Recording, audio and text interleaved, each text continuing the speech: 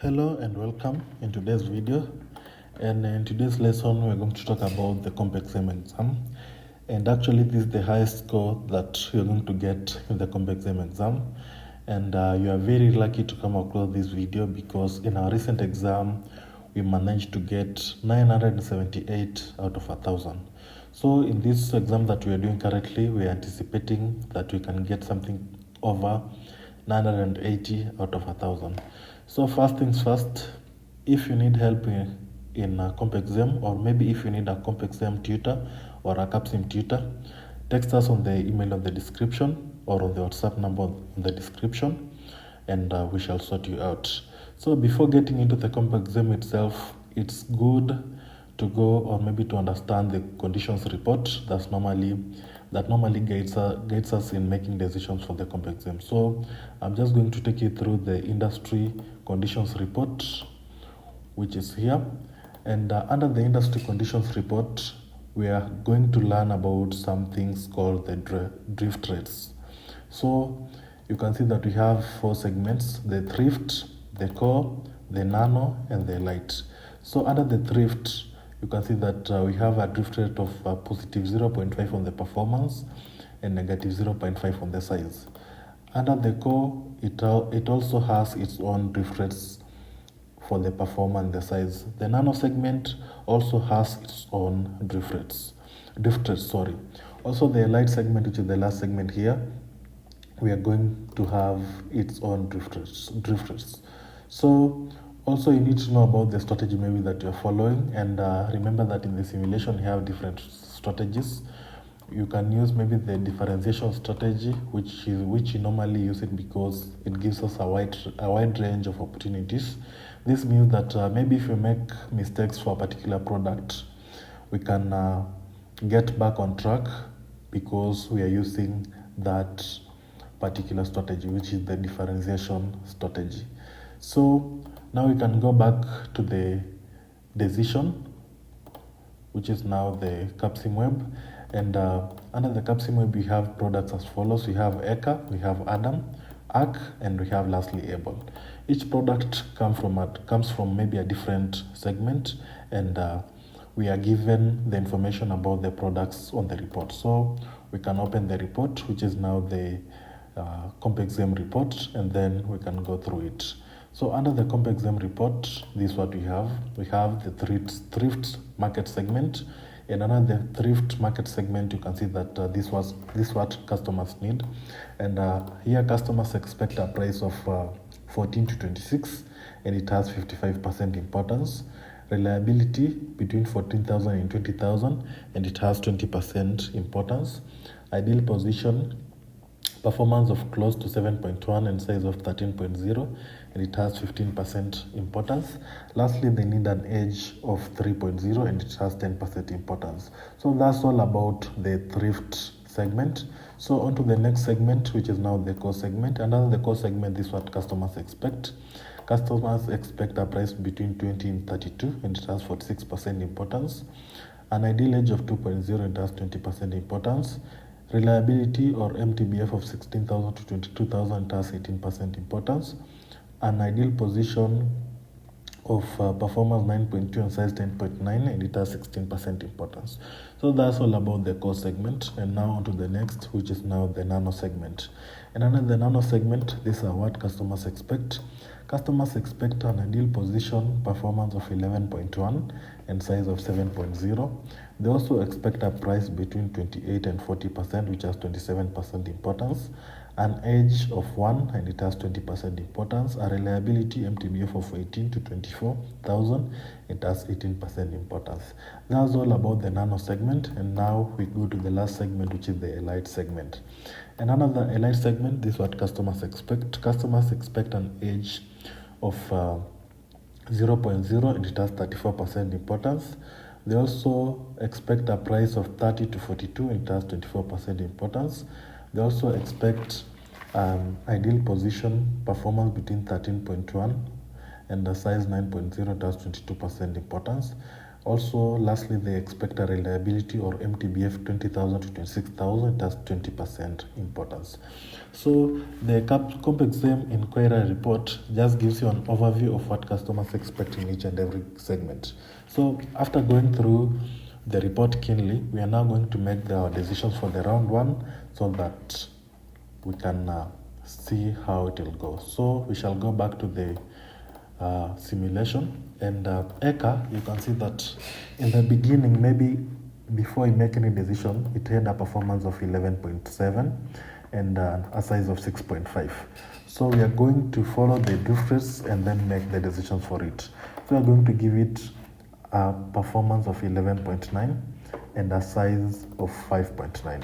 MTBF, we should just maintain it at 24,000. Adam, it had 13.8 performance and 8.5 for the size.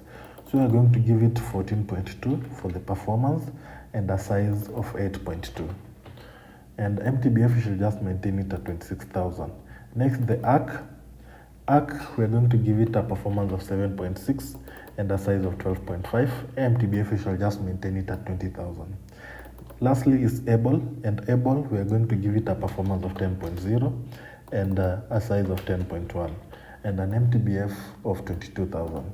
So after making this decision and then you recalculate, you shall get the revision dates of the products, and also you shall have changes on the perception map. So we are going to recalculate, and after recalculating, the revision dates will appear here for our products, and the revision dates are as follows.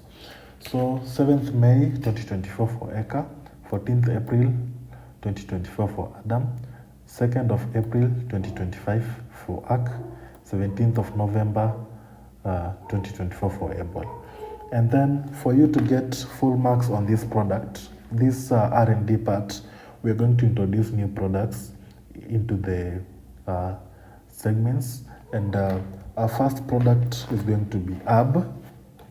So we shall name it AB. So we're going to introduce 3 more products. The second one will be S. And lastly, the last one will be ACA. So you can just call it ACA. So these products we need also to make decisions for them, for the performance, the size, and the MTBF. So for AB, we shall give it 12.0, shall give it 12.0. And then for size, we shall give it 8.0, and then we shall give it an MTBF of 22,000. So AB will serve as a crossover product which will sell into segments. S, we're going to give it a performance of 13.1 and a size of 5.2, and then an MTBF, we're going to give it an MTBF of 24,000. So this S will serve, or maybe will sell as a nano product, or will sell in the nano segment. The last one, which is ACA, we're going to give it 15.2 as the performance and a size of 7.2 and an MTBF of 22,000.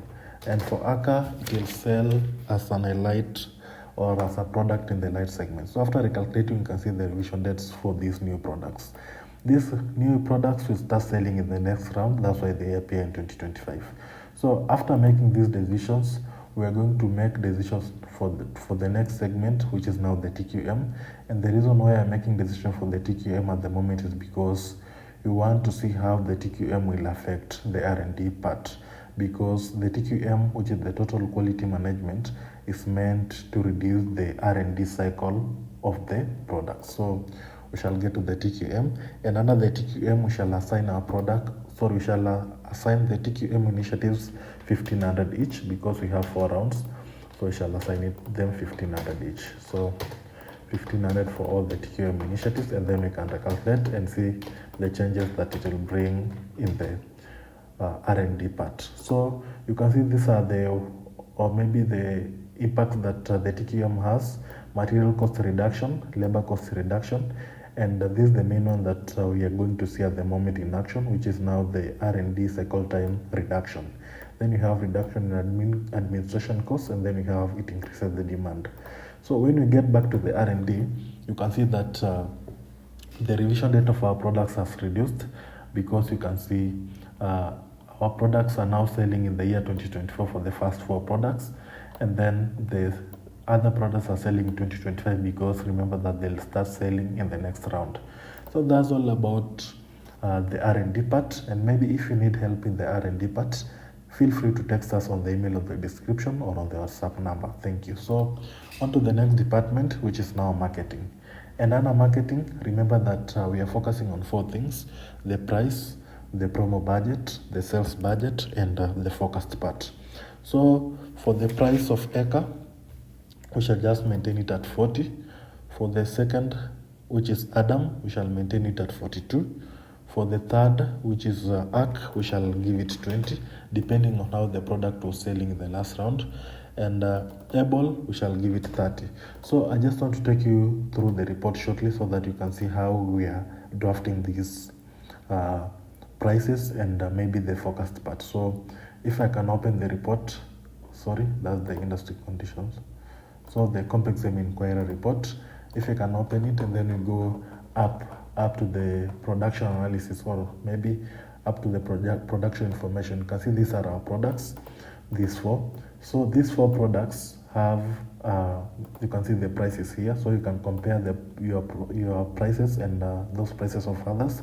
Remember that customers will always go for products which have a favorable price. Also, you can see the number of products that your company has sold in the last round, and maybe the number of products each product has been selling in each and every segment.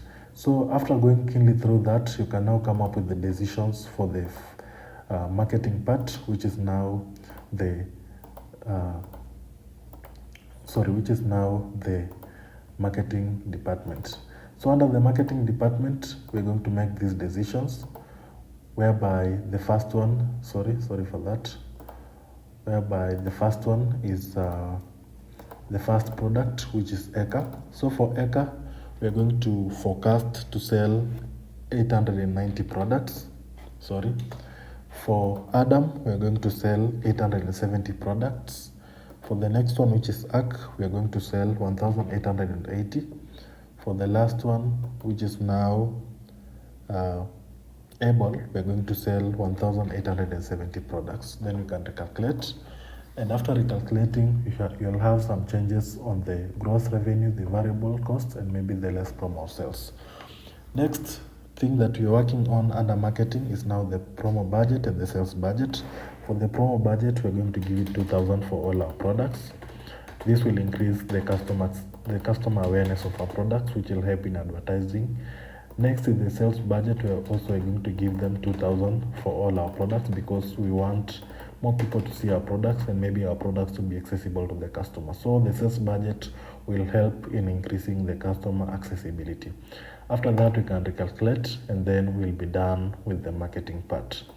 The next department is production, and under production, we are now focusing more on producing the products that we have already